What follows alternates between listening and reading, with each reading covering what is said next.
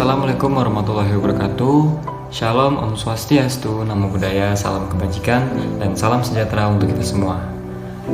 Yang terhormat, dosen pengampu mata kuliah Sistem Informasi Akuntansi dan Pengendalian Internal, Ibu Ade Widianti, SE MSAK AKTCA, serta teman-teman mahasiswa yang kami banggakan. Alhamdulillahirrahmanirrahim. Pertama-tama marilah kita panjatkan puji dan syukur kita kehadirat Allah Subhanahu wa Ta'ala yang mana telah memberikan kita rahmat dan karunia-Nya sehingga kita semua dapat berkumpul dalam kegiatan perkuliahan kali ini. Pada kesempatan kali ini, kami dari kelompok 2 kelas genap ingin memaparkan materi mengenai siklus pengeluaran. Sebelum memulai presentasi kali ini, izinkan saya, M. Arsyal Ghifari, selaku moderator untuk memperkenalkan anggota-anggota kelompok dari kelompok 2. Yang pertama ada Cornelius Saryadi Turnip, yang kedua ada Devina Pauline Samosir, yang ketiga ada Deka Sintiani, yang keempat ada Dwina Puspita, yang kelima ada Sri Sairah, yang keenam Mustika Cahaya Pakarti, yang ketujuh Christianus Bobi, serta yang terakhir ialah Anis Mutiah Asri. Tanpa perlu berlama-lama, marilah kita simak penjelasan materi dari kelompok 2 mengenai siklus pengeluaran. Untuk yang bertugas, waktu dan tempat dipersilahkan. Baik, saya akan menjelaskan mengenai tentang pengertian sistem informasi akuntansi menurut 3 para ahli. Yang pertama yaitu adalah menurut Romney and Steinberg pada tahun 2018. Sistem informasi akuntansi adalah sistem yang dapat mengumpulkan, mencatat, menyimpan, dan memproses data untuk menghasilkan informasi bagi para pembuat keputusan.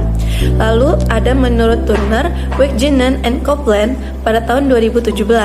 Mereka menyebutkan sistem informasi akuntansi meliputi proses, prosedur, dan sistem yang menangkap data akuntansi dari proses bisnis, mencatat data akuntansi ke dalam catatan yang sesuai, memproses data akuntansi secara terperinci dengan mengklasifikasikan, merangkum, dan mengkonsolidasikan, serta melaporkan data akuntansi yang diringkas ke pengguna internal maupun eksternal.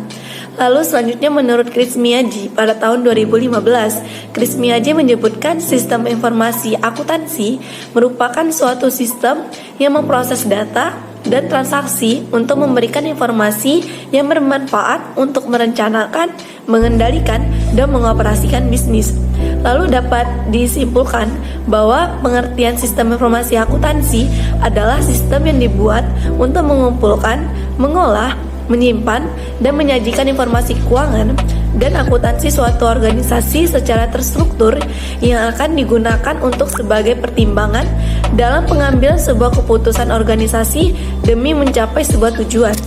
Lalu 3 fungsi dari sistem informasi akuntansi menurut Romney and Steinberg pada tahun 2018. Fungsi yang pertama yaitu adalah menyediakan pengendalian yang memadai untuk menjaga aset-aset organisasi, termasuk data organisasi, untuk memastikan bahwa data tersebut tersedia saat dibutuhkan secara akurat dan handal. Lalu fungsi yang kedua yaitu mengubah data menjadi informasi sehingga manajemen dapat merencanakan, melaksanakan, mengendalikan, dan mengevaluasi kegiatan, sumber daya, dan personil organisasi. Lalu yang ketiga ialah mengumpulkan dan menyimpan data mengenai kegiatan yang dilakukan organisasi, sumber daya, serta personil dari organisasi. Organisasi ini memiliki sejumlah proses bisnis, seperti misalnya melakukan penjualan dan pembelian bahan baku dengan proses yang sering dilakukan secara berulang.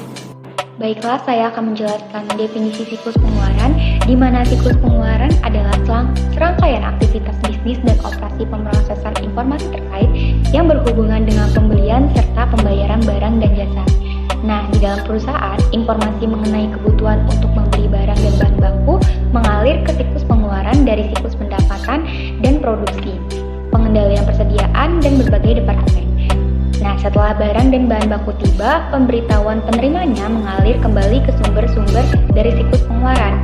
Data biaya juga mengalir dari siklus pengeluaran ke buku besar umum dan fungsi pelaporan untuk dimasukkan dalam laporan keuangan dan berbagai laporan manajemen. Siklus pengeluaran melibatkan beberapa aktivitas yang berhubungan dengan pembelian bahan mentah, persediaan barang-barang, dan jasa. Kegiatan ini termasuk mengidentifikasikan dan mendokumentasikan semua pengeluaran uang, menyiapkan order pembelian, menerima kiriman barang, dan mencatat persediaan. Aktivitas-aktivitas dalam siklus pengeluaran adalah cerminan dari aktivitas-aktivitas dasar yang dijalankan dalam siklus pendapatan. Nah, selanjutnya tujuan utama dalam siklus pengeluaran adalah untuk meminimalkan total biaya perolehan dan pemeliharaan persediaan, perlengkapan, dan berbagai layanan yang diperlukan perusahaan. Selanjutnya yaitu mengenai dokumen-dokumen yang digunakan dalam siklus pengeluaran. Menurut Mulyadi, tahun 2016, berikut ini adalah beberapa dokumen yang digunakan dalam siklus pengeluaran. Yang pertama, surat permintaan pembelian. Dokumen berupa formulir yang memuat rincian jenis, jumlah, dan kualitas barang yang diisi oleh bagian gudang atau pengguna barang, kemudian diserahkan kepada bagian pembelian. Yang kedua, surat permintaan penawaran harga. Dokumen ini biasanya digunakan untuk meminta penawaran harga barang dalam jumlah besar yang pengadaannya tidak sering dilakukan. Yang ketiga, surat order pembelian. Surat ini digunakan biasanya untuk mengirim pesanan barang kepada pemasok atau vendor yang telah ditentukan. Kemudian yang keempat, laporan penerimaan barang. Dokumen ini dibuat untuk menunjukkan bahwa barang yang diterima sesuai dengan pesanan pembelian. Yang kelima, surat perubahan pesanan pembelian. Surat ini biasanya diperlukan jika ada perubahan terhadap pesanan pembelian yang sudah diberikan kepada pemasok sebelumnya. Dan yang terakhir, ada bukti kas keluar. Dokumen ini digunakan untuk menginstruksikan pembayaran kas kepada pemasok atau vendor dan juga sebagai pemberitahuan mengenai niat pelunasan atau pembayaran. Selanjutnya akan dilanjutkan oleh rekan saya. Terima kasih atas waktunya. Jadi di sini saya Cornelius ini akan menjelaskan mengenai aktivitas dasar siklus pengeluaran. Jadi aktivitas dasar pengeluaran ini menurut Steinberg tahun 2015, di mana mengungkapkan 4 aktivitas dasar secara berurutan, di mana yaitu adalah ordering material, supply, and service. Di mana aktivitas dasar pengeluaran itu adalah order atau pemesanan. Di mana di sini antara kedua belah pihak itu bersepakat bahwa kuantitas dan harga itu sudah kuantitas, harga, dan kualitas itu sudah disepakati antara kedua belah pihak. Kemudian yang kedua adalah receiving materials. Nah, di sini adalah aktivitas penerimaan. Kedua belah pihak ini menerima, pembeli ini menerima terkait dengan barang yang sudah dipesan. Dan juga ini diperiksa terkait kualitas, kuantitas daripada barang-barang yang sudah dipesan, apakah sesuai dengan ordering form atau formulir pemesanan atau tidak. Jika tidak sesuai, maka di sini untuk opsionalnya bahwa ini bisa ditambahkan terkait retur barang yang tidak sesuai dikeluarkan dan barang yang harusnya dipesan itu didatangkan kembali.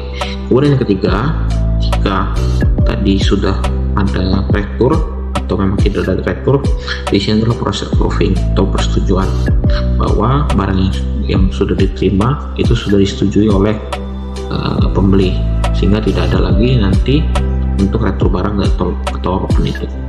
Kemudian selanjutnya adalah cash disbursement. Di sini adalah aktivitas terakhir, yaitu adalah pembayaran. Nah, pembayaran ada dua, secara kas maupun secara kredit. Di mana jika secara kas, pembeli itu membayarkan secara penuh hari itu juga ketika barang itu datang dibayar. Atau yang kedua itu kredit, di mana itu ada jatuh tempo sesuai kesepakatan antara kedua belah pihak, apakah per bulan, per semester, per triwulan, atau per tahun. Itu saja yang bisa saya sampaikan. Untuk selanjutnya saya serahkan kepada rekan saya. Selanjutnya adalah fungsi siklus pengeluaran. Yang pertama, fungsi gudang.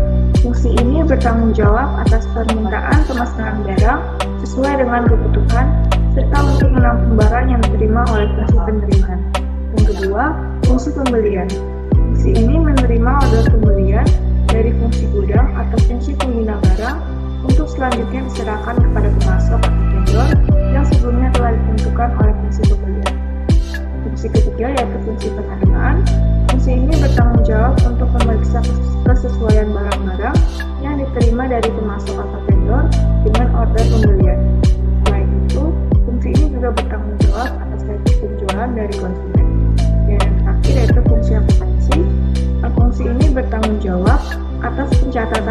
transaksi pembelian yang dibagi menjadi dua.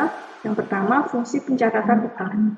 Fungsi ini bertanggung jawab dalam mencatat setiap transaksi pembelian ke registrasi buku kas keluar sebagai dokumen sumber catatan utang perusahaan. Yang kedua, fungsi pencatatan persediaan. Fungsi ini bertanggung jawab untuk mencatat kuantitas serta harga pokok penjualan dari barang yang ada di persediaan perusahaan. Sekian dari saya, selanjutnya akan dilanjutkan oleh rekan saya. Terima kasih. Baiklah, selanjutnya yakni mengenai prosedur siklus pengeluaran. Ada 5. Yang pertama yaitu prosedur permintaan barang. Aktivitas bisnis yang pertama kali dilakukan dalam siklus pengeluaran adalah permintaan barang atau supplies. Keputusan kunci yang dibuat pada proses ini adalah mengidentifikasi barang yang akan dibeli, kapan dibutuhkan, dan berapa banyak yang akan dibeli. Kemudian selanjutnya ada prosedur pemesanan barang. Aktivitas pokok yang kedua dalam siklus pengeluaran ini pada bidang supplies dan bahan baku. Aktivitas pembelian biasanya dilakukan oleh petugas pembelian atau pembelian dalam departemen pembelian. Kemudian yang ketiga, yaitu ada prosedur penerimaan barang. Aktivitas ini adalah menerima dan menyimpan barang yang dipesan. Departemen penerimaan barang bertanggung jawab untuk menerima barang yang dikirim oleh petugas. Kemudian selanjutnya yang keempat itu prosedur penyeratan utang. Ini merupakan proses persetujuan pembayaran faktur pembelian. Proses ini dilaksanakan oleh Departemen Utang yang bertanggung jawab terhadap bidang keuangan. Dan yang terakhir, ada prosedur pengeluaran kas. Ini pembayaran faktur yang telah disetujui. Proses ini disebut dengan aktivitas pengeluaran kas yang dilaksanakan oleh kasir, dan kasir bertanggung jawab pada pelajar. Catatan yang dihasilkan pada siklus pengeluaran. Catatan-catatan yang dihasilkan dari siklus pengeluaran menurut Mulyadi 2016 sebagai berikut. Yang pertama, jurnal pembelian. Jurnal pembelian berguna untuk mencatat transaksi-transaksi terkait aktivitas pembelian perusahaan. Jurnal dibuat berdasarkan dokumen atau bukti dari transaksi pembelian. Yang kedua, register buku kas. Register buku kas keluar digunakan sebagai dokumen sumber atas pencatatan utang perusahaan kepada pemasok atas pembelian barang. Yang ketiga, kartu utang. Kartu utang sebagai pelengkap dari register buku kas keluar, hanya saja lebih rinci dalam pencatatan utang pada tiap transaksi dan pemasoknya. Dan yang keempat, ada kartu persediaan. Kartu persediaan merupakan catatan rinci terkait jumlah persediaan dan harga pokok penjualan dari barang. Baik, selanjutnya ada pengendalian internal siklus pengeluaran. Nah, pengendalian internal siklus pengeluaran sendiri adalah langkah-langkah dan prosedur yang digunakan oleh perusahaan atau organisasi untuk memastikan bahwa dana yang dikeluarkan untuk pembayaran, tagihan, biaya operasional, ataupun pengeluaran lainnya dikelola dengan efisien, akurat, dan sesuai dengan kebijakan dan prosedur yang telah ditetapkan. Tujuan dari pengendalian internal siklus pengeluaran adalah untuk mencegah penyalahgunaan dana, mengurangi resiko kesalahan, dan memastikan bahwa pengeluaran sesuai dengan anggaran dan tujuan organisasi. Penting untuk diingat bahwa pengendalian internal dan siklus pengeluaran harus disesuaikan dengan ukuran dan kompleksitas organisasi, serta berdasarkan risiko-risiko yang mungkin terjadi. Setiap organisasi harus merancang menerapkan pengendalian internal yang sesuai untuk menjaga integritas dan keamanan sumber dana finansialnya. Studi kasus siklus pengeluaran. Dalam kasus PT Cipta Mortar Utama, proses penerimaan tagihan dan pembayaran menghadapi sejumlah tantangan yang serius. Salah satu masalah utamanya adalah kurangnya koordinasi antara supplier, bagian penerimaan tagihan, dan AP Booking yang telah menyebabkan berbagai permasalahan. Dampak dari masalah ini adalah pencatatan faktur yang tidak akurat dan waktu yang banyak terbuang untuk mencari faktur yang hilang, yang pada gilirannya menghambat produktivitas di bagian penerimaan tagihan. Selain itu, masalah pembayaran juga muncul, di mana faktur yang sudah jatuh tempo sering tidak dibayar dengan tepat waktu, mengakibatkan keluhan dari supplier dan resiko pemblokiran pengiriman bahan baku yang sangat penting untuk proses produksi. Ada beberapa saran untuk mengatasi masalah ini, yaitu 1. Tingkatkan koordinasi antara supplier, penerimaan tagihan, dan AP booking. 2. Gunakan logbook untuk melacak dokumen yang belum lengkap. 3. Pastikan pembayaran faktur tepat waktu. 4. Perbarui proses rekonsiliasi utang secara berkala. 5. Tetapkan kode AV voucher dan tata kelola dokumen yang baik. 6. Lakukan pengawasan rutin terhadap proses. 7. Berikan pelatihan kepada tim dan komunikasikan keterlambatan pembayaran pada supplier. Baik, itu tadi pemaparan materi mengenai siklus pengeluaran yang disampaikan oleh kelompok 2. Semoga apa yang tadi telah disampaikan dapat memberikan manfaat serta dapat menambah wawasan untuk kita semua. Di sini saya selaku moderator mewakilkan rekan-rekan kelompok saya ingin mengucapkan terima kasih kepada teman-teman semua yang telah berpartisipasi dalam kegiatan perkuliahan kali ini, dan permohonan maaf apabila ada kesalahan dalam pengucapan maupun perbuatan yang disengaja maupun tidak disengaja. Saya akhiri. Wabillahi taufiq wal hidayah. Wassalamualaikum